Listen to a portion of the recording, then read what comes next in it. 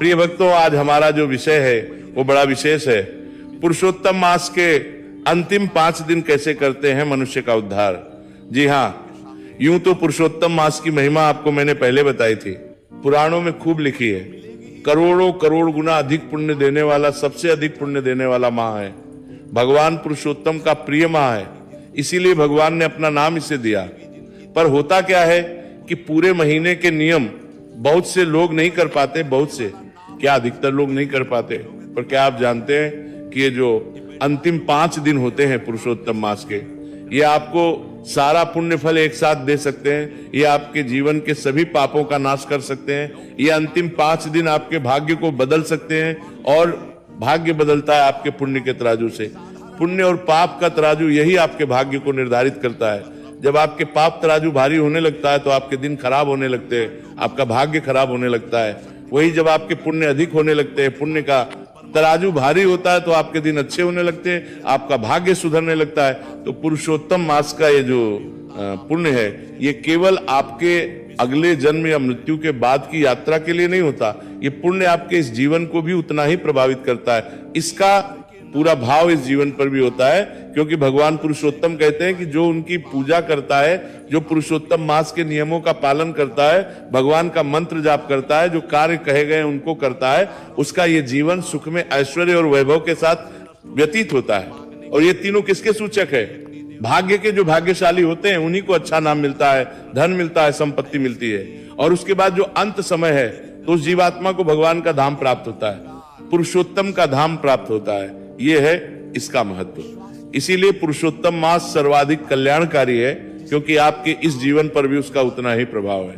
तो आइए जानते हैं कि इन अंतिम 5 दिनों का लाभ आप कैसे ले सकते हैं। क्या क्या कार्य हैं जो आपको अवश्य करने चाहिए, जो सर्वाधिक पुण्य देने वाले हैं। किस प्रकार से पुरुषोत्तम मास के इन अंतिम 5 दिनों का आप लाभ लेंगे। आपसे है कि वीडियो यदि थोड़ा सा भी उपयोगी लगे तो एक बार लाइक अवश्य कर दीजिएगा, और जितना हो सके शेयर कीजिएगा। इस पुरुषोत्तम मास के भी अंतिम 5 दिन सर्वाधिक कल्याणकारी कहे गए हैं। यहां तक कि ये जो 5 दिन है ना, इनका पुण्य इतना अधिक है कि जिसकी तुलना आप किसी के साथ नहीं कर सकते। ना वैशाख मास के अंतिम 5 दिनों के साथ तुलना की जा सकती है, ना ही कार्तिक के अंतिम 5 दिनों के साथ, और ना ही माघ मास अंतिम 5 दिनों के साथ। इतना अधिक पुण्य है इन 5 दिनों का। सबसे पहले मैं आरंभ करता हूं कि क्या कार्य है जिसके द्वारा आप इन 5 दिनों का लाभ ले सकते हैं। इन 5 दिनों में आपको क्या क्या करना चाहिए। हे भक्तों, पुरुषोत्तम मास स्नान की महिमा बहुत अधिक है, बहुत अधिक, मतलब बहुत अधिक। खूब पुराण में लिखा है, भगवान स्वयं नारायण बताते हैं कि जो पुरुषोत्तम मास स्नान करता है उसे भगवान का परम पद प्राप्त होता है। अब सभी के लिए संभव नहीं होता कि वो पूरे 30 के 30 दिन नियमों का पालन कर पाए और नियम के अनुसार स्नान कर पाए, तो फिर वो अंतिम 5 दिनों का लाभ ले सकते हैं और इस पुण्य को प्राप्त कर सकते हैं। कैसे? सबसे पहले तो प्रातःकालीन वेला में उठिए और सूर्योदय होने से पहले स्नान कीजिए। ब्रह्म मुहूर्त नहीं कह रहा मैं, सूर्योदय होने से पहले। सूर्योदय कब हो रहा है? अगर मैं आसपास के क्षेत्रों की बात करूं तो सूर्योदय लगभग 5:20 और 22 मिनट के आसपास हो रहा है। उससे पहले पहले आपका स्नान हो जाना चाहिए। आप अपने प्रदेश का सूर्योदय समय अवश्य देख लीजिएगा, क्योंकि अगर कोई पूर्वी भारत की ओर रहते होंगे तो पूर्वी भारत के राज्यों में सूर्योदय और अधिक शीघ्रता से होता है, जल्दी होता है, पहले होता है। तो आप उसके अनुसार अपना समय निर्धारित कीजिए और सूर्योदय से पहले स्नान कीजिए। स्नान कैसे? देखिए, स्नान के लिए जो आपका नहाने का पात्र है ना, बाल्टी आदि, उसमें थोड़ा सा यदि आप गंगा जल डाल लें, बाल्टी को अच्छे से धोइए, थोड़ा सा गंगा जल उसमें डाल लीजिए, फिर उसमें जल भरिए और उत्तर दिशा की ओर मुख करके हर हर गंगे बोलते हुए स्नान कर लीजिए। यह स्नान सर्वाधिक कल्याणकारी है। अब जो गंगा जल का प्रयोग ना कर पाए, हो सकता है बहुत से लोगों के पास गंगा जल ना हो, तो कोई बात नहीं, सुबह जल से स्नान ही बहुत कल्याण कर देगा। सब मंत्र दान कीजिएगा, कुछ मंत्र बोलते हुए। मंत्र क्या? भगवान का नाम जपते रहिए। ओम नमो भगवते वासुदेवाय, ओम नमो नारायणाय पुरुषोत्तम देवाय, नमः पुरुषोत्तम देवाय नमः, पुरुषोत्तमाय नमः, हर हर गंगे। जो भी बोल सके ये मंत्र बोलते हुए स्नान कीजिए। ये स्नान सर्वाधिक पुण्य देने वाला है। और यदि आप इन 5 दिनों में कहीं बाहर स्नान के लिए जा सकें, गंगा स्नान के लिए प्रयागराज जा सके या किसी और संगम जा सके तो बहुत उत्तम है, नहीं जा पाए तो घर पर स्नान कीजिए, पर ये 5 दिन का स्नान अवश्य कीजिएगा। ये 5 दिन का स्नान भी आपका उद्धार कर देगा। इसके बाद भगवान का महात्म्य सुनिए। पुरुषोत्तम मासम में, पुरुषोत्तम में हम अपने चैनल पर आपको प्रतिदिन सुना ही रहे हैं। आपने अगर पूरा नहीं सुना है तो पूरा में आपके चैनल पर हमारे उपलब्ध है, आप पूरे के पूरे अध्याय सुन सकते हैं। अधिक समय आपका जाएगा भी नहीं, बहुत कम समय में आप सारे अध्याय सुन सकते हैं, लेंगे। अंतिम 5 दिनों का महत्व है तो आपको अवश्य सुनना ही चाहिए। पुरुषोत्तम मास महात्म्य और स्नान ये प्रातः कालीन कार्य है।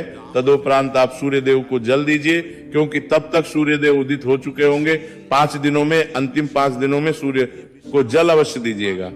रविवार का दिन छोड़ के बाकी सभी दिनों पर आपको माता तुलसी को जल देना है। द्वादशी के दिन ध्यान रखिएगा, लेकिन क्योंकि गलती से यदि द्वादशी को आप जल दे रहे हैं और तुलसी पत्र टूट गया तो उसका पाप बहुत अधिक है, और जिस दिन का अधिक पुण्य होता है उतना ही अधिक पाप भी होता है। तो द्वादशी के दिन तुलसी में जल ना दीजिएगा, बाकी सभी दिनों में आप जल दीजिए, तुलसी माता की पूजा कीजिए। अंतिम 5 दिनों में तुलसी पूजन परम कल्याणकारी है। पहले माता को जल दीजिए, जल देने के बाद तिलक कीजिए, रोली कुमकुम आदि से अक्षत अर्पित कीजिए। वस्त्र के रूप में चुनरी है तो चुनरी उड़ा दीजिए, अन्यथा मौली का एक टुकड़ा तोड़ के अर्पित कर दीजिए। धूप दिखाइए, आरती उतारिए।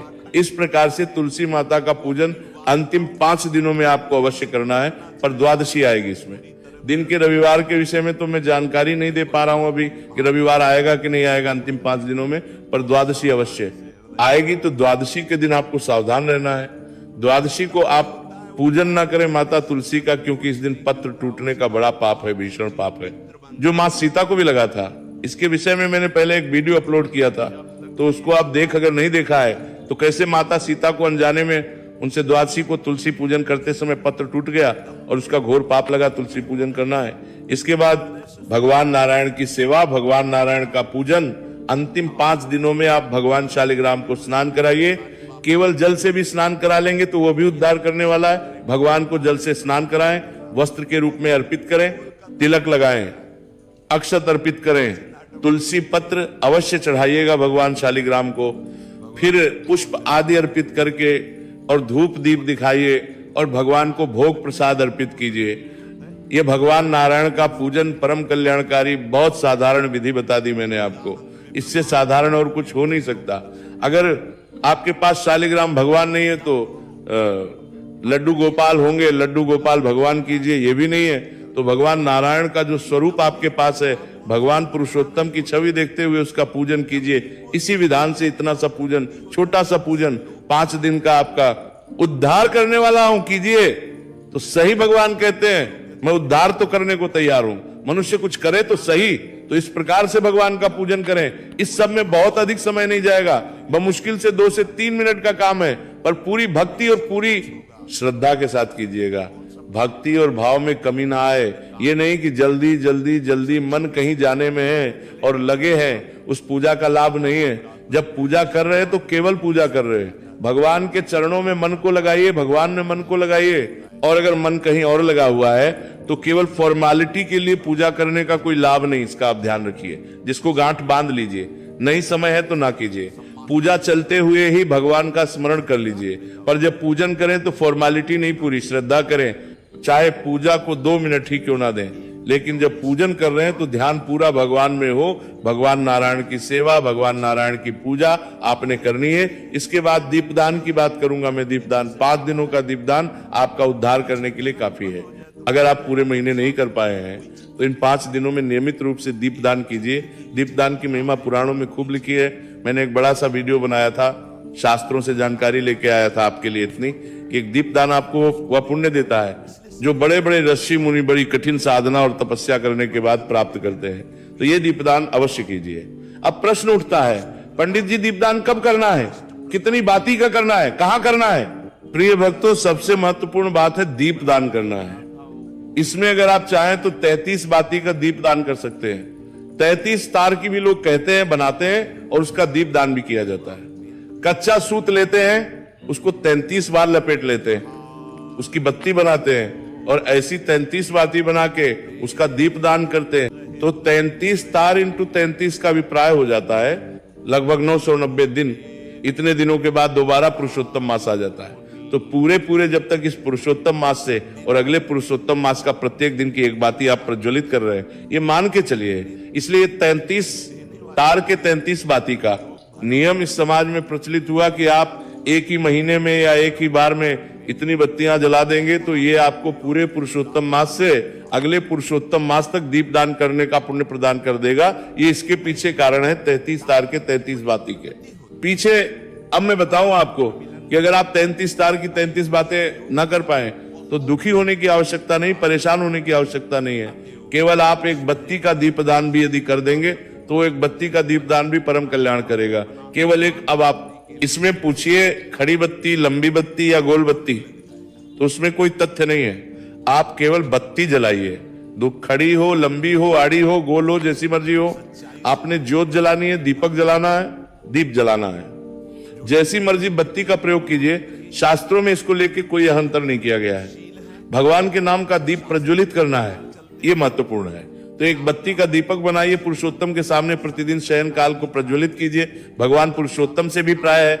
जो भी भगवान नारायण की प्रतिमा या स्वरूप आपके घर में है उनके सामने प्रज्वलित कीजिए, एक दीपक जला दीजिए। 5 दिन प्रतिदिन एक एक दीपक जलाइए। ये पूरे 5 दिन का अखंड दीपक प्रज्वलित कर दीजिए, एक के साथ प्रज्वलित कीजिए और अखंड जलने दीजिए उसको। अब अखंड से अभिप्राय बहुत से लोग डर जाते हैं, पंडित जी अखंड तो फिर इतना ध्यान कैसे रखेंगे? अरे अखंड का अभिप्राय है जो दीर्घ काल तक जले, तो खूब सारा घी भर दीजिए। और अगर तेल का जला रहे हैं, तिल के तेल का, तो खूब सारा तेल भर दीजिए, वो जलता रहेगा। अगले दिन सुबह फिर उसमें तेल बढ़ा दीजिए, वो नहीं बुझेगा। लंबी बातें ले लीजिए, बड़ी सी बातें ले लीजिए और उसका आप प्रचलित कीजिए, तो पूरे 5 दिन का जला सकते हैं। बहुत उत्तम है। 5 दिन का ना जला पाए तो प्रतिदिन एक दीपक भगवान पुरुषोत्तम के नाम का उनके सामने प्रज्वलित कीजिए। ये एक दीपदान भी आपके लिए परम करने वाला होगा।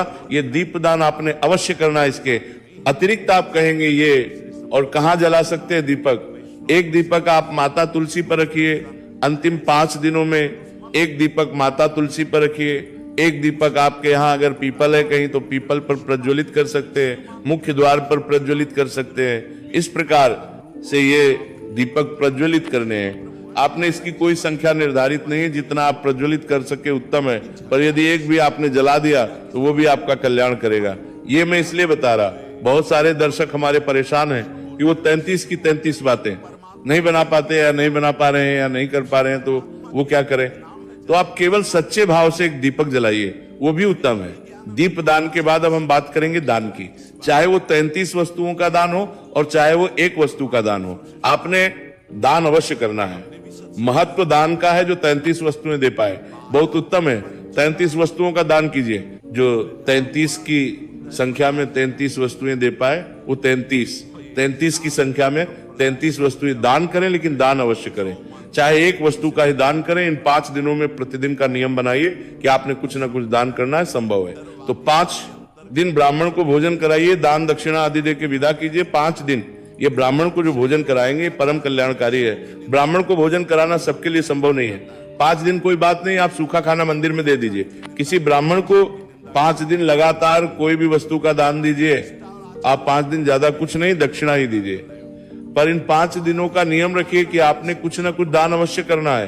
कुछ ना कर पाए गाय माता को रोटी तो खिला सकते हैं। प्रतिदिन की 1 रोटी गाय माता को खिलाइए, चारा खिलाइए। पक्षियों को दाना डालिए, पक्षियों को प्रतिदिन 5 दिन दाना डालिए। चींटियों को आटा डालिए। पर लोग करते कब है? वो जब कोई संकट आता है, फिर पंडित जी उपाय बताएंगे, तब पक्षियों को दाना डालना शुरू करेंगे, चींटियों को आटा डालना शुरू करेंगे। अरे नहीं ना, ये दिन है महत्वपूर्ण। इन 5 दिनों का लाभ लीजिए ना, आपको आगे आवश्यकता ही नहीं पड़ेगी। ऐसे उपाय करने की इन 5 दिनों में कुछ ना कुछ आपने अवश्य दान करना है। यह नियम बनाइए। दान के बाद बात करूंगा मैं व्रत की। ये 5 दिवसीय व्रत, 5 रात्रि व्रत परम पुण्य देने वाला, परम पद को देने वाला है। इसके विषय में पुराणों में खूब लिखा है। ये 5 व्रत कब शुरू होगा? ये शुरू होगा एकादशी के दिन से। ये 5 दिनों का जो व्रत है ना, ये परम पुण्य देने वाला व्रत है, सभी दुखों का नाश करने वाला व्रत है। जो मनुष्य इस 5 दिवसीय व्रत को करता है उसके सभी पातक कट जाते हैं, सभी संकट दूर हो जाते हैं, ऐसा पुराण बताते हैं। ये 5 दिन का व्रत आपने करना है, जिसकी शुरुआत एकादशी तिथि से होगी। एकादशी के दिन आप फलाहार कीजिए, क्योंकि आपका एकादशी का व्रत भी होगा तो फलाहार लीजिए। उसके बाद द्वादशी को सुबह जल के द्वारा आप पारण करती था लीजिए। मैं पारण के वीडियो में बताऊंगा कि जो 5 दिवसीय व्रत कर रहे हैं उनको पारण कैसे करना है। और उसके बाद आप अन्न के साथ भी इस व्रत को कर सकते हैं कि प्रतिदिन केवल एक वक्त का भोजन करेंगे, और आप चाहे तो पूरे 5 दिन फलाहार के द्वारा कर सकते हैं। जैसे आपका स्वास्थ्य हो ना, वैसे आप निर्णय कीजिए, क्योंकि आपके स्वास्थ्य का ध्यान रखना भी बड़ा आवश्यक है। ध्यान दीजिएगा, दवाई आदि लेने में कोई दोष नहीं है। गोली दवाई अगर कोई चल रही है आपकी, आप ले सकते हैं। ये 5 दिवसीय व्रत है जो आपको पूरे माह का पुण्य देने का। तो ये वो कार्य है जो इन अंतिम 5 दिनों में यदि आप करते हैं तो आपके बड़े सारे संकट समाप्त हो जाएंगे, और आपको पुरुषोत्तम मास का वह पुण्य फल जो आपके जीवन का उद्धार करेगा।